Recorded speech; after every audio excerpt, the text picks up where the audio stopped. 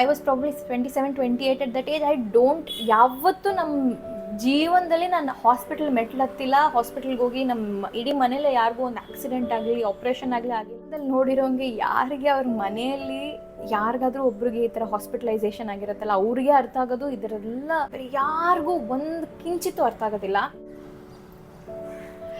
ನಮಸ್ಕಾರ ಎಲ್ಲರಿಗೂ, ಎಲ್ಲ ಚೆನ್ನಾಗಿದ್ದೀರಾ ಅಂತ ಅಂದ್ಕೊಳ್ತೀನಿ. ಇವತ್ತು ನಾನು ನಿಮ್ಮೆಲ್ಲರ ಜೊತೆಗೆ ಒಂದು ಸ್ಟೋರಿನ ಶೇರ್ ಮಾಡೋದಕ್ಕೆ ಬಂದಿದ್ದೀನಿ. ಇದು ನನ್ನ ಸ್ಟೋರಿ ಅಲ್ಲ, ಇದು ನಮ್ಮ ತಾಯಿಯ ಸ್ಟೋರಿ. ಸೊ ಸಂಕ್ಷಿಪ್ತವಾಗಿ ಹೇಳ್ತೀನಿ ವಿಷಯ ಏನು ಅಂತ.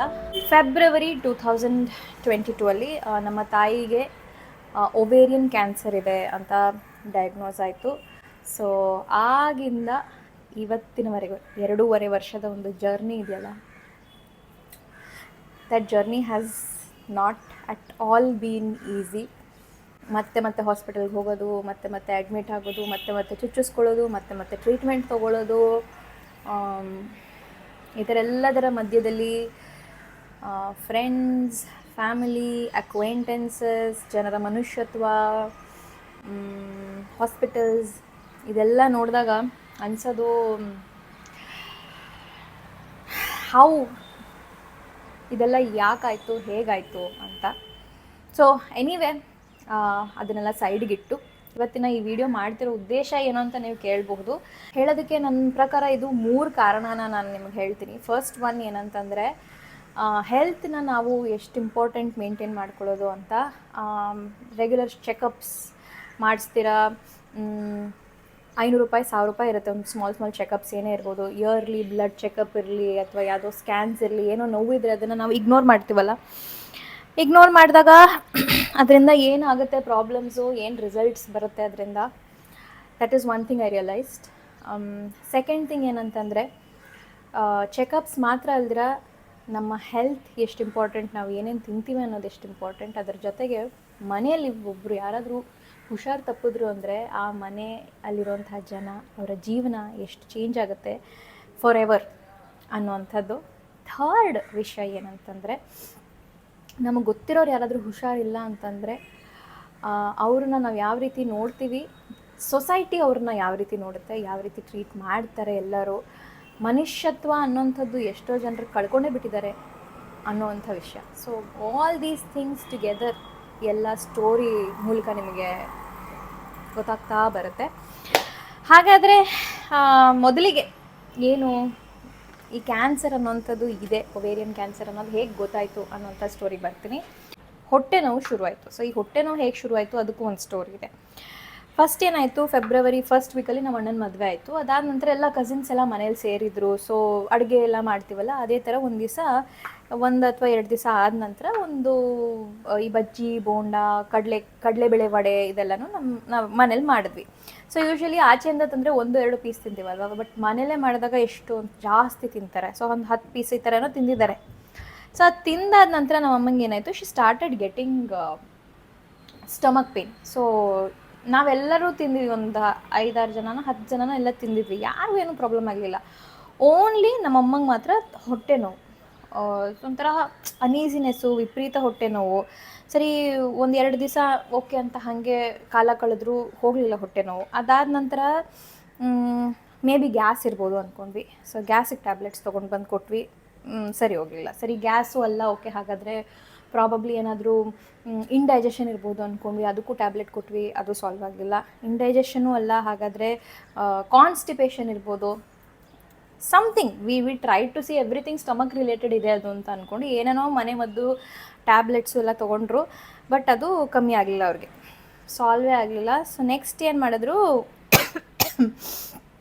15 ದಿವಸ ಆಯಿತು, ಇನ್ನೂ ಕಮ್ಮಿ ಆಗಲಿಲ್ವಲ್ಲ. ಸೊ ಯಾಕೋ ಏನೋ ಸರಿಗಿಲ್ಲ ಅಂತ ನಮ್ಮಮ್ಮಗೆ ಅನಿಸ್ತು. ಯಾವತ್ತೂ ಜಗತ್ತಲ್ಲಿ ನಮ್ಮಮ್ಮ ಜೀವನದಲ್ಲೇ ಏನಾದರೂ ಪ್ರಾಬ್ಲಮ್ ಬಂತಂದರೆ ಹಾಸ್ಪಿಟಲ್ಗೆ ಹೋಗಿ ಅಯ್ಯೋ ನಾನೇ ಚೆಕ್ ಮಾಡಿಸ್ಕೊಳ್ತೀನಿ ಅಂತ ಹೇಳ್ದೋರಲ್ಲ. ಬಟ್ ಪ್ರಾಬಬ್ಲಿ ಅವ್ರ ಬಾಡಿನೇ ಹೇಳ್ತಾ ಅನ್ಸುತ್ತೆ, ನಿಂಗೆ ತೊಗೊಳಕ್ಕಾಗ್ತಿಲ್ಲ ಇನ್ನೂ, just go to the doctor once ಅಂತ. ಸೊ ಅವರು ಡಿಸೈಡ್ ಮಾಡಿದ್ರು, ಆಯ್ತು ಹಾಗಾದರೆ ಹೋಗೋಣ, no problem, I will come to the doctor and ಇದನ್ನ ತೋರಿಸೋಣ ಅಂತ. ಬಟ್ ಅವ್ರಿಗೆ ಬೇಕಾಗಿರುವಂಥ ಡಾಕ್ಟರು ಮಲ್ಯ ಹಾಸ್ಪಿಟ್ಲಲ್ಲಿ ಮುಂಚೆ ಒಂದು ಸಲ ನಮ್ಮಮ್ಮ ಹರ್ನಿಯಾ ಆಪ್ರೇಷನ್ ಮಾಡಿಸ್ಕೊಂಡಿದ್ರು. ಆ ಡಾಕ್ಟರು ಅವೈಲೇಬಲ್ ಇರಲಿಲ್ಲ, ಅವ್ರು ಸಿಕ್ಕಲಿಲ್ಲ ಎಲ್ಲೂ ನಮಗೆ. ಬಿಕಾಸ್ ಮಲ್ಯ ಹಾಸ್ಪಿಟ್ಲ್ ಆವಾಗ ಕನ್ಸ್ಟ್ರಕ್ಷನಲ್ಲಿತ್ತು. ಸೊ ಹಾಗಾಗಿ ನಮ್ಮಮ್ಮ ಸರಿ ಓಕೆ ಹಾಗಾದರೆ ಕಣ್ವ ಹಾಸ್ಪಿಟಲ್ಗೆ ಹೋಗೋಣ ಅಂತ. ಯೂಶ್ವಲಿ ನಾವು ಕಣ್ವ ಹಾಸ್ಪಿಟಲೆಲ್ಲ ತೋರಿಸ್ತೀವಿ. ಸೊ ರಾಜಾಜಿನಗರಲ್ಲಿರೋ ಕಣ್ವ ಹಾಸ್ಪಿಟಲ್ಗೆ ನಾವು ಹೋದ್ವಿ. ರಾಜಾಜಿನಗರಲ್ಲಿ ಅಲ್ಲಿ ಹೋದಾಗ ಡಾಕ್ಟರ್ಗೆ ಹೇಳಿದ್ರು ನಮ್ಮಮ್ಮ, ಈ ಥರ ನಂಗೆ ಹೊಟ್ಟೆ ನೋವ್ತಿದೆ, 15 ದಿವಸದ ಮೇಲಾಯಿತು, ನಂಗೆ ನಾರ್ಮಲ್ ಅನಿಸ್ತಿಲ್ಲ, ಸೊ ಏನು ಮಾಡೋದು ಅಂತ ಹೇಳಿದ್ರು. ಆವಾಗ ಅವರು ನೀವೊಂದು ಕೆಲಸ ಮಾಡಿ, ನೀವು ಸ್ಕ್ಯಾನಿಂಗ್ ಮಾಡಿಸ್ಕೊಂಡು ಬನ್ನಿ, ಬರ್ಕೊಡ್ತೀನಿ ಸ್ಕ್ಯಾನಿಂಗ್ ಅಂತಂದರು. ಸ್ಕ್ಯಾನಿಂಗ್ ಮಾಡಿಸ್ಕೊಂಡು 2 ಡೇಸ್ ಬಿಟ್ಕೊಂಡು ಹೋದ್ವಿ, ರಿಪೋರ್ಟ್ಸ್ ಎಲ್ಲ ಬರೋಕ್ಕೆ ಟೈಮ್ ಆಗುತ್ತಲ್ಲ ಅಂತ. ಸೊ ಸ್ಕ್ಯಾನಿಂಗ್ ಮಾಡಿಸ್ಕೊಂಡು ಹೋದ ನಂತರ ಅದೇ ಡಾಕ್ಟರ್ ಸಿಕ್ಕಲಿಲ್ಲ ನಮಗೆ. They was some other female doctor who was a general physician or something. So ಅವ್ರು ಸಿಕ್ಕಿದ್ರು. ಸೊ ಅವ್ರಿಗೆ ಹೇಳಿದ್ವಿ, ಈ ಥರ ನಾವು ಅವತ್ತು ಬಂದಿದ್ವಿ, ಡಾಕ್ಟರ್ಗೆ ಹಿಂಗೆಲ್ಲ ಹೇಳಿದ್ವಿ, ಹೊಟ್ಟೆ ನೋವ್ತಿದೆ, ಈ ಥರ ಎಲ್ಲ ತುಂಬ ದಿವಸದಿಂದ ನೋವಿದೆ ಅಂತ. ಸೊ ಅವ್ರು ಹೇಳಿದ್ರು ದಟ್ ನೀವು ಸ್ಕ್ಯಾನಿಂಗ್ ಮಾಡಿಸ್ಕೊಂಡು ಬನ್ನಿ, ರಿಪೋರ್ಟ್ ತೋರಿಸಿ ಅಂತ. ಬಟ್ ಅವರು ಅವತ್ತು ಅವೈಲೇಬಲ್ ಇರಲಿಲ್ವಲ್ಲ. ಸರಿ, ಇನ್ನು ಅವ್ರಿಗೆ ವೆಯ್ಟ್ ಮಾಡೋದಕ್ಕೆ ನಮಗೆ ಟೈಮ್ ಇರಲಿಲ್ಲ. ಏನು ಅಂತ ಒಂದು ಇತ್ಯರ್ಥ ಆಗಬೇಕಲ್ವ, ಇದೇ ಇಲ್ಲ ಏನು ಕತೆ ಅಂತಲೇ ಗೊತ್ತಿಲ್ವಲ್ಲ, ನೋವು ಏನಕ್ಕೆ ಬರ್ತಿದೆ ಅಂತ.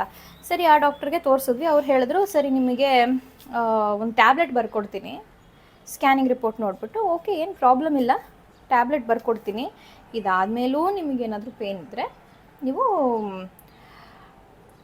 ಯಾರಾದರೂ ಗೈನಕಾಲಜಿಸ್ಟ್ ಹತ್ರ ಇದನ್ನು ತೋರಿಸ್ಕೊಳ್ಳಿ, ಆಮೇಲಿಂದ ಇವಾಗೇನು ಬೇಕಾಗಿಲ್ಲ, ಒಂದು 2-3 ತಿಂಗಳಾದಮೇಲೆ ಅಂತ ಅಂದರು. ಸರಿ, ನಂಗೆ ಡೌಟ್ ಬಂತು, ಯಾಕೆ ಹಿಂಗೆ ಹೇಳ್ತಾ ಇದ್ದಾರೆ. She has to either tell that there is something right or wrong, ಅಥವಾ ನೀವು ಇವಾಗಲೇ ಇಮಿಡಿಯೇಟಾಗಿ ಹೋಗಿ ಅಂತ ಹೇಳಬೇಕು. ನಾನೇನು ಕೇಳಿದೆ, doctor what you telling is fine, but ಇವಾಗ ಅವ್ರಿಗೆ ಯಾಕೆ ಪೇನ್ ಇದೆ ಹಾಗಾದರೆ, why is the stomach aching ಅಂದರೆ, ಐ ಡೋಂಟ್ ನೋ ಮಾ, ಪ್ರಾಬಬ್ಲಿ ಅವ್ರಿಗೇನಾದರೂ ಇನ್ಫೆಕ್ಷನ್ ಆಗಿರ್ಬೋದು, ಇಂಟೆಸ್ಟೈನ್ ಇನ್ಫೆಕ್ಷನ್ ಇರ್ಬೋದು ಅಂತ ಅಂದರು. ನಾನು ಡಾಕ್ಟ್ರಲ್ಲ, ನಮಗೆ ಫಸ್ಟ್ ಆಫ್ ಆಲ್ ಈ ರಿಪೋರ್ಟ್ಸ್ನೆಲ್ಲ ಓದೋದು ಬರೋದಿಲ್ಲ. ಸೊ ಅದರಲ್ಲಿ ಆ್ಯಕ್ಚುಲಿ ನೀಟಾಗಿ ಸ್ಕ್ಯಾನ್ ರಿಪೋರ್ಟಲ್ಲಿ ಮೆನ್ಷನ್ ಆಗಿದೆ, ದೆರ್ ಇಸ್ ಅ ಮಾಸ್ ಈ ಥರ ಒಂದು ಪರ್ಟಿಕ್ಯುಲರ್ ಸೆಂಟಿಮೀಟರ್ ಡಯಾಮೀಟರ್ದು ಈ ಥರ ಮಾಸ್ ಇದೆ ಅಂತ ಇದೆ ಅದರಲ್ಲಿ. ಅವರು ಅದನ್ನು ನಮಗೆ ಹೇಳೂ ಇಲ್ಲ, ಬಿಕಾಸ್ ನಾವು ರಿಪೋರ್ಟ್ ಅಲ್ಲಿ ತನಕ ಯಾವತ್ತೂ ಅಷ್ಟೆಲ್ಲ ಇದೆಲ್ಲ ನೋಡಿಕೊಂಡು ಮಾಡಿದ್ದಿಲ್ಲ. ಆಯಿತು, ಓಕೆ, ಹಿಂಗೆ ಹೇಳಿದ್ರಲ್ಲ, ನನಗೆ ಅವಾಗ ಅನಿಸ್ತು ಇಲ್ಲಿ ಏನೋ ಸರಿಗಿಲ್ಲ, ಇವ್ರಿಗೆ ಕರೆಕ್ಟಾಗಿ ಏನು ಅಂತಲೇ ಗೊತ್ತಿಲ್ಲ ಅಂತಂದಮೇಲೆ ಇವ್ರಿ ಅಂತ ಡಾಕ್ಟ್ರು ಹೋಗೋರು ಹಿಂಗೆ ಹೇಳಿದೆ ನಾನು. ಐ ಡೋಂಟ್ ಟ್ರಸ್ಟ್ ಹರಮ್ಮ, ನನಗೆ ಯಾಕೋ ಸಮಾಧಾನ ಇಲ್ಲ, ಬೇರೆ ಡಾಕ್ಟ್ರ್ ಹತ್ರ ತೋರಿಸೋಣ, ಇನ್ನೊಬ್ರ ಹತ್ರ, ಇಲ್ಲಿ ದುಡ್ಡು ಹೋಯ್ದರೆ ಹೋಯ್ತು ಬಿಟ್ಟು ಪರವಾಗಿಲ್ಲ, ಇನ್ನೊಂದು ಕಡೆ ತೋರಿಸೋಣ ಅಂತ. ಆವಾಗ ನಮ್ಮಮ್ಮ ಮತ್ತೆ ಅಂದರು, ಅದೇ ಡಾಕ್ಟ್ರಿಗೆ ಹೋಗೋಣ. ನಾನು ಆವಾಗ ಮುಂಚೆ ಹರ್ನಿಯಾ ಆಪ್ರೇಷನ್ ಮಾಡಿಸ್ಕೊಂಡಿದ್ದೆ ಅರೌಂಡ್ 2014-15 ಮಲ್ಯದಲ್ಲಿದ್ದರು. ನಾನು ಅವ್ರ ಹತ್ರನೇ ಹೋಗಬೇಕು, ಅವರೆಲ್ಲಿದ್ದಾರೆ ಹುಡುಕು ಅಂತ ಹಠ ಹಿಡಿದ್ರು. ಆಯಿತು ಅಂತ ಹುಡುಕ್ತೆ, ಮಲ್ಯದಲ್ಲಿ ಇರಲಿಲ್ಲ ಅವರು. ಮತ್ತಿನ್ನೊಂದು ಯಾವುದೋ ಹಾಸ್ಪಿಟ್ಲಲ್ಲಿದ್ದರು. ಸೊ ಅಲ್ಲಿಗೆ ಕಾಲ್ ಮಾಡಿ ಕೇಳಿದ್ರೆ ಅವರು ಎಷ್ಟೋ ದಿವಸ ಹೇಳಿದ್ರು, 15 ದಿವಸ ತನಕ ಅವರು ವೆಕೇಷನ್ಗೆ ಹೋಗ್ಬಿಟ್ಟಿದ್ದಾರೆ, ಸಿಗೋದಿಲ್ಲ ಅಂತಂದರು. ನಮ್ಮಮ್ಮನೂ ಅಯ್ಯೋ ಹೌದಾ, ಹಂಗಾರೆ ಬೇಡ ಬಿಡ ಡಾಕ್ಟ್ರು, ಯಾರು ಬೇಡ, ನಾನು ಆರಾಮಾಗಿ ಹಿಂಗೆ ಇರ್ತೀನಿ, ನಾವು ನೋವು ಹೋಗುತ್ತೆ, ಮಾತ್ರೆ ಕೊಟ್ಬಿಟ್ಟಿದ್ದಾರಲ್ವ, ಎಲ್ಲ ಹಿಂಗೆ ಹೋಗುತ್ತೆ ಅಂತ ಸುಮ್ಮನೆ ಆದರು. ದೆನ್ ಒಂದು ವಾರ ಆಯಿತು, there was still the pains. I was like, ಇದು ಯಾಕೋ ಸರಿ ಹೋಗ್ತಿಲ್ಲ, ಒಂದು ಕೆಲಸ ಮಾಡೋಣ, ಮತ್ತೆ ಹುಡ್ಕೋಣ ಅಂತ I started searching in Google and ಟ್ರ್ಯಾಕ್ಟರಲ್ಲೆಲ್ಲ ಹುಡುಕ್ದಾಗ ಅದೇ ಡಾಕ್ಟರು ಸ್ಪರ್ಶ್ ಹಾಸ್ಪಿಟ್ಲಲ್ಲೂ ಇದ್ದಾರೆ ವಿಸಿಟಿಂಗ್ ಡಾಕ್ಟರ್ ಆಗಿ ಅಂತ ಗೊತ್ತಾಯಿತು. ಸರಿ ಕಾಲ್ ಮಾಡಿದೆ. ಅಲ್ಲಿ ಕಾಲ್ ಮಾಡಿದಾಗ ಅವ್ರು ಹೇಳಿದ್ರು, ಡಾಕ್ಟರ್ ಅವೈಲೇಬಲ್ ಇದ್ದಾರೆ, ನಿಮ್ಗೆ ಯಾವಾಗ ಬೇಕೋ ಅಪಾಯಿಂಟ್ಮೆಂಟ್ ತೊಗೊಂಡು ಬರ್ಬೋದು ಅಂತ. So then we went to Sparsh hospital. ಅಲ್ಲಿ ನಮ್ಮಮ್ಮನ ನೋಡ್ತಾ ಇದ್ದಂಥ ಡಾಕ್ಟರ್ ಹೆಸರು ಡಾಕ್ಟರ್ ಪ್ರತಿಮಾ ರೆಡ್ಡಿ ಅಂತ. ಸೊ ಅವರೇ ನಮ್ಮಮ್ಮಂಗೆ ಹರ್ನಿಯಾ ಆಪ್ರೇಷನ್ ಮಾಡಿದರು. So we went to the doctor with all these reports and ತೋರಿಸಿದ್ವಿ. ನನ್ನ ಹೊರಗಡೆ ಇರೋಕ್ಕೆ ಹೇಳಿದ್ರು, ನಾವು ಟೆಸ್ಟ್ ನಾವು ಇದು ಮಾಡಬೇಕು, ನಾವು I want to see what is inside ಅಂತ, so you please stay outside for some time ಅಂತ. ಸೊ ಅವರೆಲ್ಲ like they put their hand inside and see, ಅವ್ರು ಡಾಕ್ಟರ್ ಅಲ್ವ, ಅವ್ರಿಗೆ ಗೊತ್ತಾಗುತ್ತೆ ಏನಾದರೂ ಇದೆಯಾ ಅಂತ. ಸೊ ಅವರು ಮಾಡಿ ನೋಡಿದ್ರು, ಅವ್ರಿಗೇನೋ ಒಂದು ಮಾಸ್ ಸಿಕ್ತು. ಮಾಸ್ ಅಂತಂದರೆ how can I tell that, ಈ ಥರ ಒಂದು ಬಾಲ್ ಥರ, ಇಷ್ಟು ದೊಡ್ಡ ಬಾಲಲ್ಲ, ಇನ್ನೊಂಚೂರು ಚಿಕ್ಕದು ಬಾಲ್ ಥರ ಏನೋ ಒಂದು ಮಾಸ್ ಇದೆ ಅಲ್ಲಿ, ನನಗೆ ಫೀಲ್ ಆಗ್ತಿದೆ.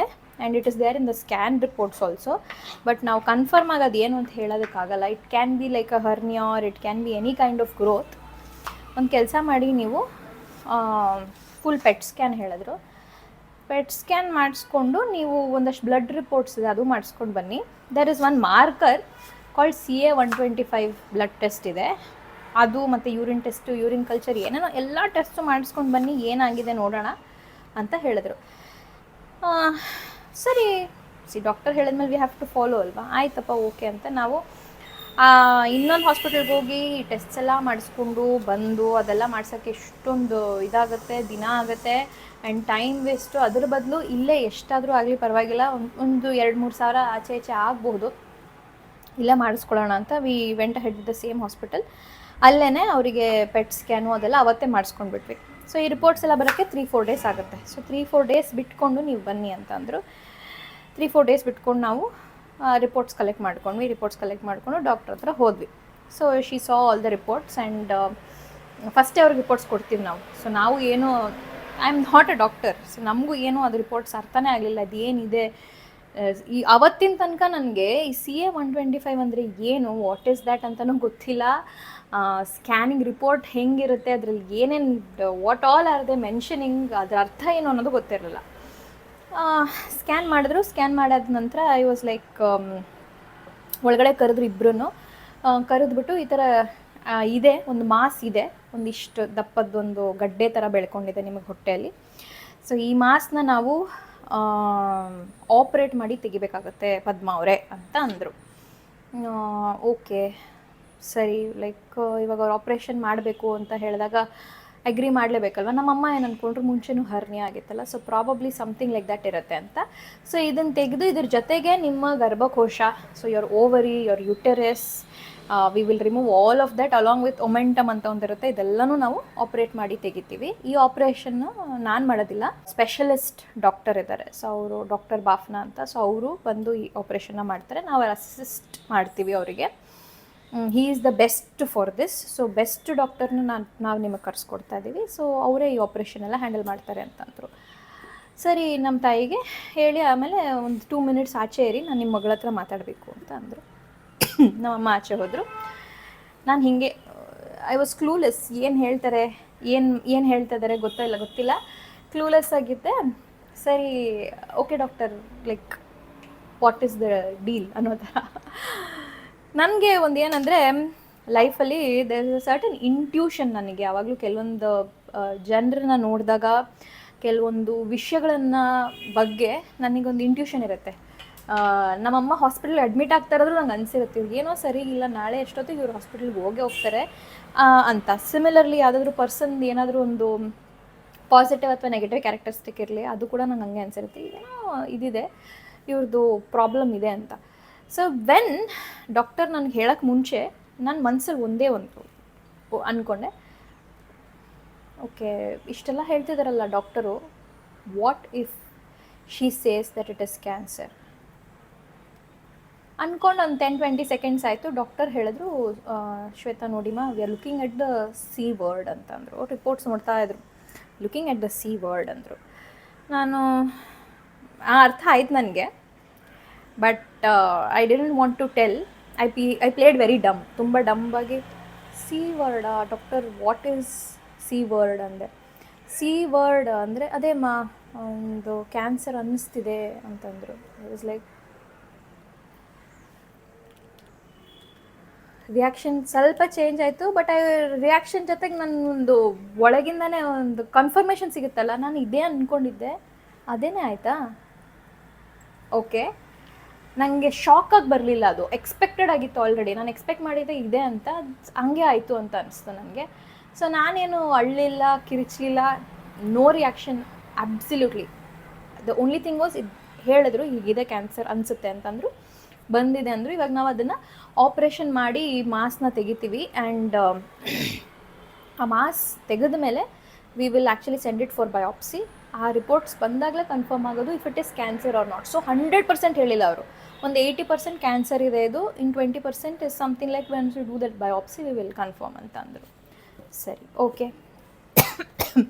I was like, okay, so doctor ಯಾವಾಗ ನಾವು ಇದನ್ನು ಮಾಡಬೇಕು ಹೇಳಿ ಅಂತ. ವಿತಿನ್ 2-3 ಡೇಸಲ್ಲಿ ಮಾಡಬೇಕು ಅಂದರು. ನಮ್ಮಮ್ಮನೂ ಒಳಗಡೆ ಕರೆದ್ರು.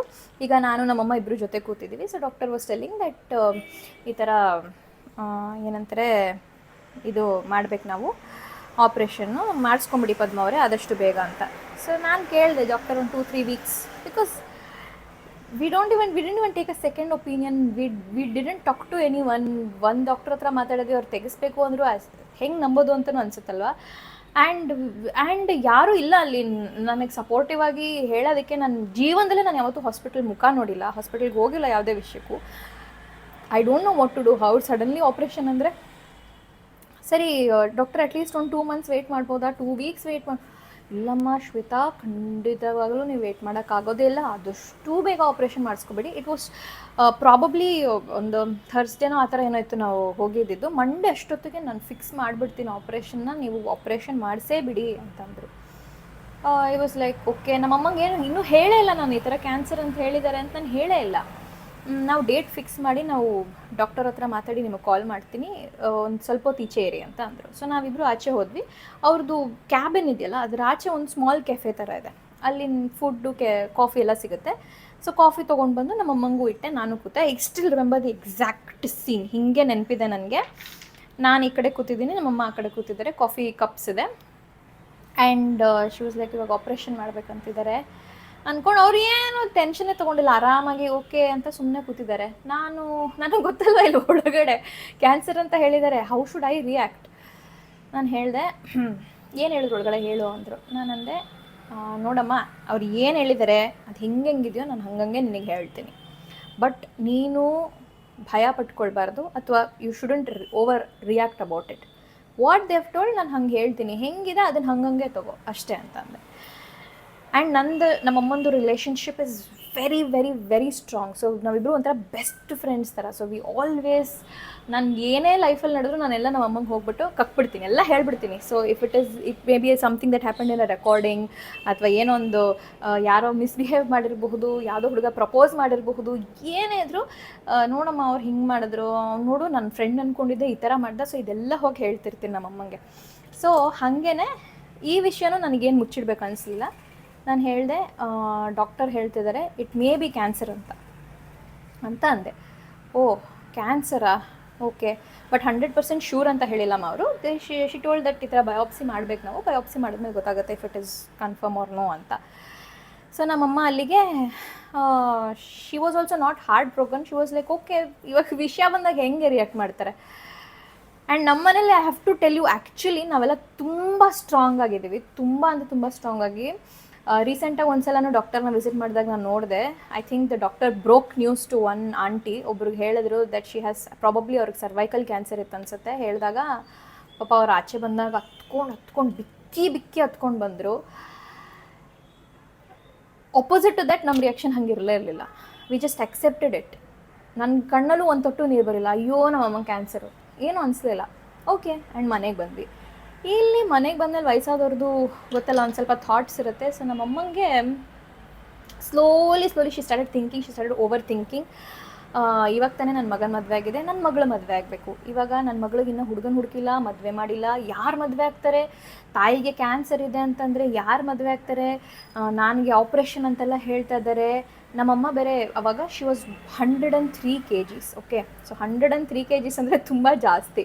ಸೊ ಆ ವೇಟಲ್ಲಿ ಆಪ್ರೇಷನ್ ಮಾಡಿ ಬರೋದು ಅಂದರೆ ಆಗುತ್ತಾ? ನಾನು ಏನಾದರೂ ಸತ್ತೋಗ್ಬಿಟ್ರೆ ನನ್ನ ಮಗಳಿಗೆ ಗತಿ ಇಲ್ದಂಗೆ ಆಗೋಗುತ್ತಲ್ಲ, ಈ ಥರ ತುಂಬ ಓವರ್ ಥಿಂಕಿಂಗ್ ಮಾಡೋಕ್ಕೆ ಶುರು ಮಾಡಿದ್ರು.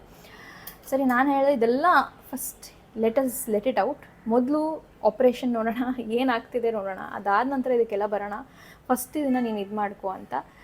ವಿತಿನ್ ಹೀಗೆ ಕಣ್ಣು ತೆಗೆಯೋಷ್ಟೊತ್ತಿಗೆ ಆಪ್ರೇಷನ್ ಫಿಕ್ಸ್ ಆಗೋಯ್ತು. ವಿತಿನ್ 2-3 ಡೇಸ್ ಮಂಡೇ ಆಪ್ರೇಷನ್ ಅಂತಲೂ ಫಿಕ್ಸ್ ಆಗೋಯ್ತು.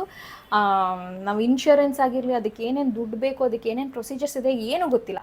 ಫಸ್ಟ್ ಥಿಂಗ್ ನಮ್ಮಮ್ಮ ಹೇಳಿದ್ದು, ಯಾರಿಗೂ ಹೇಳಬೇಡ ನನಗೆ ಕ್ಯಾನ್ಸರ್ ಬಂದಿದೆ, ನನಗೆ ಈ ಥರ ಆಪ್ರೇಷನ್ ಇದೆ ಅಂತ ಯಾರಿಗೂ ಹೇಳಬೇಡ, ಫ್ಯಾಮಿಲಿಗೂ ಹೇಳಬೇಡ, ಫ್ರೆಂಡ್ಸ್ಗೂ ಹೇಳಬೇಡ, ಯಾರಿಗೂ ಹೇಳಬೇಡ ಅಂತ. That was one big problem there, because ನನಗೆ ಸಪೋರ್ಟೇ ಇರಲಿಲ್ಲ ಥ್ರೂ ಔಟ್ ದ ಜರ್ನಿ ಆ ಒಂದು ಇದರಲ್ಲಿ. ಆ್ಯಂಡ್ ಅಷ್ಟೇನು ದೊಡ್ಡದಾಗಿ ಹೇಳ್ಕೊಳಂಗೆ ಯಾರೋ ಇದು ಮಾಡಿದ್ರು ಅಂತಲೂ ಅಲ್ಲ, ಬಟ್ ಸಪೋರ್ಟ್ ಇರಲಿಲ್ಲ ಬೇಸಿಕಲಿ ಸ್ಪೀಕಿಂಗ್. ಆ್ಯಂಡ್ ನಮ್ಮಮ್ಮಗೆ ನಾನು ಹೇಳೋಕ್ಕೆ ಟ್ರೈ ಮಾಡಿದೆ, see it's easy for you to say that ಯಾರಿಗೂ ಹೇಳಬೇಡ ಅಂತ, ಬಟ್ ನಾನು ಒಬ್ಬಳೇ ಎಷ್ಟು ಅಂತ ಒಂದು ಮಾಡಲಿ, ಎಷ್ಟು ಅಂತ ಓಡಾಡಲಿ. I was probably 27-28 at that age. I don't ಯಾವತ್ತೂ ನಮ್ಮ ಜೀವನದಲ್ಲಿ ನಾನು ಹಾಸ್ಪಿಟಲ್ ಮೆಟ್ಲತ್ತಿಲ್ಲ. ಹಾಸ್ಪಿಟಲ್ಗೆ ಹೋಗಿ ನಮ್ಮ ಇಡೀ ಮನೇಲೆ ಯಾರಿಗೂ ಒಂದು ಆಕ್ಸಿಡೆಂಟ್ ಆಗಲಿ, ಆಪ್ರೇಷನ್ ಆಗಲಿ ಆಗಿಲ್ಲ. Where I have gone and been with the person and taken care of them or anything. And ನಾವು ಸಡನ್ಲಿ ಈ ಥರ ಎಲ್ಲ responsibilities just came on to me ಅಂತ ಅನಿಸ್ತು. I wanted to tell it to someone. At that point at least ನಮ್ಮಮ್ಮ ಒಬ್ಬರು ಆಂಟಿಗೆ ಹೇಳಿದ್ರು, because ಅವ್ರ ಸಪೋರ್ಟ್ ಬೇಕಿತ್ತು. ಅವರು ನೋಡಿದ್ದಾರೆ, ಅವ್ರ ಪೇರೆಂಟ್ಸ್ನ ಅವ್ರು ಟೇಕ್ ಕೇರ್ ಮಾಡಿದ್ದಾರೆ, ಅವ್ರ ಹಸ್ಬೆಂಡ್ಗೆ ಅವ್ರು ಟೇಕ್ ಕೇರ್ ಮಾಡಿದ್ದಾರೆ. ಆ್ಯಂಡ್ ನಾನು ಜೀವನದಲ್ಲಿ ನೋಡಿರೋಂಗೆ ಯಾರಿಗೆ ಅವ್ರ ಮನೆಯಲ್ಲಿ ಯಾರಿಗಾದ್ರೂ ಒಬ್ರಿಗೆ ಈ ಥರ ಹಾಸ್ಪಿಟಲೈಸೇಷನ್ ಆಗಿರುತ್ತಲ್ಲ, ಅವ್ರಿಗೆ ಅರ್ಥ ಆಗೋದು ಇದರೆಲ್ಲ ಅವ್ರಿಗೆ ಹೆಂಗೆ ಟೇಕ್ ಕೇರ್ ಮಾಡಬೇಕು, ಏನು ಅವ್ರಿಗೆ ನೆಸೆಸಿಟಿ ಏನು ಅನ್ನೋದು ಅವ್ರಿಗೆ ಮಾತ್ರನೇ ಅರ್ಥ ಆಗುತ್ತೆ. ಬೇರೆ ಯಾರಿಗೂ ಒಂದು ಕಿಂಚಿತ್ತೂ ಅರ್ಥ ಆಗೋದಿಲ್ಲ. That is when the entire journey ನಮ್ಮ ಜೀವನನೇ ಚೇಂಜ್ ಆಗಿದ್ದು ವಾಸ್ ಫ್ರಮ್ ದ್ಯಾಟ್ ಫೆಬ್ರವರಿ 2022. ಇದರಲ್ಲೂ ಹೆಂಗಂತಂದರೆ ಟೆಸ್ಟ್ ಮಾಡಿಸ್ಬೇಕು ಅಂತ ಹೇಳಿದ್ರಲ್ಲ ಡಾಕ್ಟ್ರು, ಅವಾಗೆಲ್ಲ ಬ್ಲಡ್ ಟೆಸ್ಟ್ ಮಾಡಿಸ್ಕೊಂಡು ಆಮೇಲೆ ಪೆಟ್ ಸ್ಕ್ಯಾನ್ಗೆ ಇದಕ್ಕೆಲ್ಲ ಹೋದಾಗ ಕೂಡ I took photos of my mom. I was just very calm. I was like ಅಯ್ಯೋ ಏನೋ ಮಾಡಿಸ್ಕೊಳ್ತಾ ಇದ್ದಾರೆ ನಮ್ಮಮ್ಮ, ನಾನು ಎಲ್ಲೋ ಹಾಕಬೇಕು ಅಂತ ನನಗೆ ಯೋಚನೆ ಇಲ್ಲ. ಅಯ್ಯೋ when we look back on all this we will just B laughing, because ನಮ್ಮಮ್ಮ ಫನ್ನಿಯಾಗಿ ಏನೋ ಮಾಡ್ಕೊಳ್ತಾ ಇದ್ರು, ಚುಚ್ಚುವಾಗ ಅಮ್ಮ ಅಯ್ಯೋ ಅಂತ ಈ ಥರ ಎಲ್ಲ ರಿಯಾಕ್ಷನ್ಸ್ ಕೊಡ್ತಾಯಿದ್ರು. I love my mom a lot. Everything with her is like ಒಂಥರ ಮೆಮೊರೀಸ್. ಹೇಗೆ ಈಗೆಲ್ಲ ಪೇರೆಂಟ್ಸ್ ಅವ್ರವ್ರ ಮಕ್ಕಳದು ಫೋಟೋಸ್ ತಗೋತಾರಲ್ಲ, ಆ ಥರ ನನಗೆ ನಮ್ಮಮ್ಮ ಮಗು ಥರ ನಾನೆಲ್ಲ ಫೋಟೋಸ್ ತೆಕ್ಕೋತಿದ್ದೆ. But I never thought that ಆ ಫೋಟೋಸ್ನ ನಾನು ಈ ಥರ ಒಂದು ವೀಡಿಯೋ ಮಾಡೋವಾಗ ಅದನ್ನು ಯೂಸ್ ಮಾಡಬೇಕಾಗುತ್ತೆ ಅಥವಾ ಯೂಸ್ ಮಾಡಬೇಕಾಗಿ ಬರುತ್ತೆ ಅಂತ ನಾನು ಯಾವತ್ತೂ ಅಂದ್ಕೊಂಡಿರಲಿಲ್ಲ. ಎನಿವೆ, ಅವರ ಈ ಕ್ಯಾನ್ಸರ್ನ ಫೈಟ್ ಮಾಡುವಂಥ ಜರ್ನಿ ಇದೆಯಲ್ಲ, I think she is one of the strongest person I ever seen. ಅವರ ಆಪ್ರೇಷನ್ ಹೇಗಾಯಿತು, ಅದಾದಮೇಲೆ ಕಾಂಪ್ಲಿಕೇಶನ್ಸ್ ಏನಿತ್ತು, ಅದಾದಮೇಲೆ ಏನೆಲ್ಲ ಆಗ್ತಾನೇ ಹೋಗ್ತಾನೇ ಇದೆ. It has become a never ending journey. ಇವತ್ತಿಗೂ ನಾನು ಹೇಳ್ತೀನಿ, sometimes I have cried, but otherwise I have never cried. ನಮ್ಮಮ್ಮನೂ ಅಷ್ಟು ಹತ್ತಿಲ್ಲ, probably because she is that strong and she has made me also strong. ಈ ಜರ್ನಿನ ನಾನು ಹಾಗೆ ನೆಕ್ಸ್ಟ್ ವೀಡಿಯೋಲಿ ಕಂಟಿನ್ಯೂ ಮಾಡ್ತೀನಿ. ಈಗ ನಾನು ಹೋಗಿ ಸ್ವಲ್ಪ ಅಡುಗೆನೂ ಮಾಡ್ಕೊಳ್ತಾ ಇದ್ದೀನಿ, ಒಂದು ಸ್ವಲ್ಪ ಫ್ರೂಟ್ಸ್ ತಿಂತೀನಿ. This is me taking care of myself as well. I hope I didn't bore you all. ತುಂಬ ನೆಸೆಸಿಟಿ ಇರುವಂಥ ಟಾಪಿಕ್ ಇದು ಅಂತ ನನಗನ್ನಿಸ್ತು. ಮುಂದಿನ ಸ್ಟೋರಿ, ಮುಂದಿನ ಪಯಣ ಮುಂದಿನ ವೀಡಿಯೋದಲ್ಲಿ ಬರುತ್ತೆ. ಈ ವಿಡಿಯೋಗೆ ನಾನು ನಿಜವಾಗ್ಲೂ ಯಾರಿಗೂ ಲೈಕ್, ಶೇರ್, ಸಬ್ಸ್ಕ್ರೈಬ್ ಮಾಡಿ ಅಂತ ಹೇಳೋದಿಲ್ಲ. There is nothing to, it is just my story, our story which I am putting out there.